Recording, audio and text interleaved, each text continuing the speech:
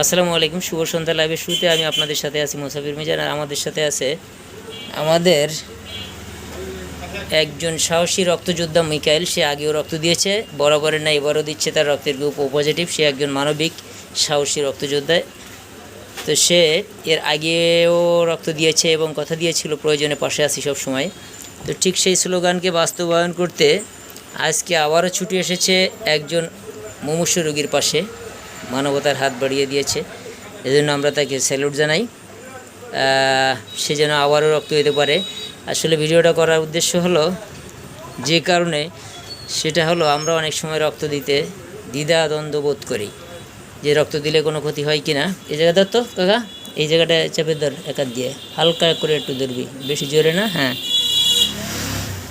তো সে উদ্দেশ্যে, সে মানবিক কারণেই সে ছুটে এসেছে। আমি একটু তার কাছে জানতে চাই, চাচা এর আগে যে রক্ত দিয়েছিলে কোনো সমস্যা হয়েছিল? না না, কোনো খারাপ লাগছিল না কোনো। আজকে ব্লাড দিচ্ছ, কোনো খারাপ লাগছে?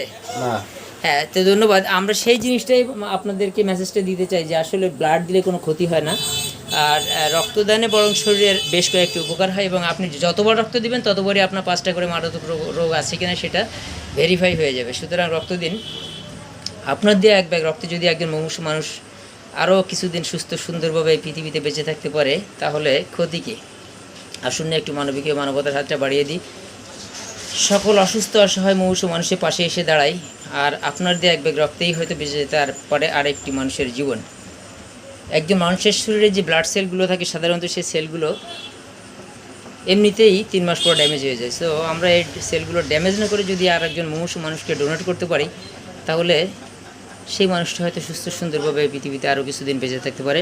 সকলের সুস্থতা দীর্ঘায়ু কামনা করছি। মানুষ মানুষের জন্য, জীবন জীবনের জন্য। আমরা কথা দিচ্ছিলাম প্রয়োজনে পাশে আছি সব সময়, সেই স্লোগানকে বাস্তবায়ন করতেই মূলত আমরা এই আপনাদের ডাকে সবসময় ছুটে আসি। মুসাফির আছে সকল ভালো কাজে। সকলের সুস্থতা কামনা করছি। জয় হোক মানবতার।